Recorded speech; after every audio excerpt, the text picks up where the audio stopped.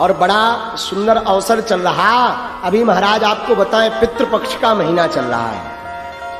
कौन सा महीना चल रहा? पितृपक्ष का महीना चल रहा। और पितृपक्ष के पावन माह में हम भागवत कथा सुन रहे हैं। अगर आपने पितृपक्ष में कोई भी सत्कर्म किया, उसका 1000 गुना फल प्राप्त होता है। मैं प्रार्थना करूं, पितृपक्ष में पितरों के निमित्त जरूर जियो। अगर अपने जीवन में शांति चाहते, कई बार पितृदोष होता है, हमें पता नहीं लगता। पितृदोष के लक्षण सुनो। पितृदोष क्या कहलाता? पितृदोष का मतलब है पितृ आपके पूर्वज मर जाएं, दादा परदादा दादी नाना नानी चाचा ताऊ मर जाएं और उनका विधिवत संस्कार ना हो या कोई त्रुटि हो जाए तो वो प्रेत योनि में घूमते रहते हैं और अपने वंश वालों को बार बार परेशान करते रहते हैं। कहीं शादी विवाह में रोक लगाएंगे, कहीं सत्कर्म करें सत्कर्म में रोक लगा देंगे, कहीं आपके घर में मंगल होने वाला हो उसमें कुछ अमंगल हो जाएगा, आप आगे नहीं बढ़ पाएंगे। पितृदोष के ये जो है लक्षण है।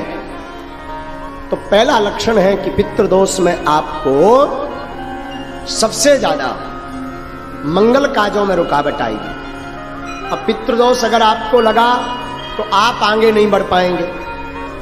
पितृदोष अगर आपको लगा तो श्रीमान पितृदोष के कारण आपके घर में निरंतर कलेश रहेगा। कलेश जानते, लड़ाई। और पितृदोष अगर आपको लगा तो आपके घर में कभी भी धन संपत्ति नहीं रुकेगी।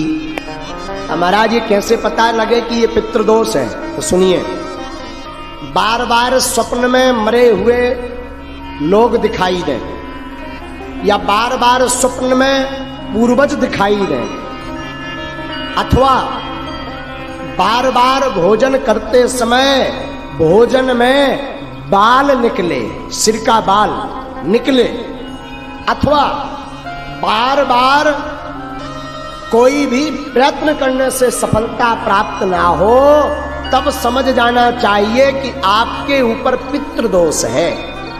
और पितृदोष की निवृत्ति के लिए जो अभी वर्तमान में पितृपक्ष चल रहा है, ऐसे पितृपक्ष में हर वर्ष पितरों के निमित्त कुछ ना कुछ सत्कर्म करो, भगवत कथा करो, दान करो, ब्राह्मण भोज करवाओ, गरीबों को भोजन करवाओ, गौ को ग्रास खिलाओ।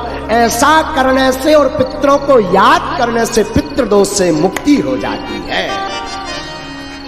पितृदोष से निवृत्ति चाहिए तो पितृपक्ष में सत्कर्म जरूर करिए, वरना आप एक नहीं 100 मूढ़ के हो जाएं। अगर पितृदोष लगा तो जीवन में आप कभी भी सफल नहीं हो सकते। एक बात। दूसरी बात, शायद धोखे से एक बार सफल हो गए। देखो, प्रतिष्ठा प्राप्त कर लेना कठिन नहीं है आज के सोशल मीडिया के जमाने में, नाम कमा लेना कठिन नहीं है आज के जमाने में, पर प्रतिष्ठा को स्थिर रखना, उच्च स्तर पर बने रहना बड़ा कठिन है। इसलिए पितरों के निमित्त जरूर पूजा करो। अगर पितरों की आपको स्मरण नहीं है कि हमारे पूर्वज कब खत्म हुए थे, किस तिथि को खत्म हुए थे, तो अमावस्या के दिन ब्राह्मण भोज करवाओ, भागवत करवाओ, सुंदरकांड का पाठ करवाओ। आपके पास धन नहीं तो सत्यनारायण की कथा सुनो। आपके पास बिल्कुल गरीबी है तो घर पर बैठकर पूरे परिवार सहित भगवान नाम का संकीर्तन गाओ। और ज्यादा गरीब हो, ब्राह्मण भोज नहीं करवा सकते, तो गौ माता के लिए घास लेकर के पितरों के निमित्त गौ माता को घास खिलाओ। इससे भी पितृदोष से मुक्ति मिलेगी। और एक बढ़िया उपाय बताएं, पूर्वजों को तो लगभग सब मानते होंगे, शायद पूर्वजों को आप मानते हैं और आपको लगता है कि पितृदोष है और इतना भी नहीं कर सकते, तो पितृपक्ष के 15 दिन पितरों की दिशा है दक्षिण दिशा। पूर्वज कहाँ निवास करते हैं? दक्षिण में। वैसे तो 15 दिन तक उनको जल दें, 15 दिन तक उनके नाम का दीपक रखें, 15 दिन तक दक्षिण दिशा में उनके नाम का भोजन रखें। और फिर भी किसी कारण से माता पिता की, गुरु की सेवा नहीं कर पाए, कई इतने यहाँ अभागे बैठे होंगे, कई पुरुष यहाँ और माताएं अभागी बैठी होंगी जिन्होंने अपने माता पिता की सेवा नहीं की होगी। फिर भी पितृपक्ष है और आप इनमें से कोई उपाय नहीं कर सकते, तो दक्षिण दिशा की तरफ 3 दीपक जलाएं। सरल उपाय सुनिए।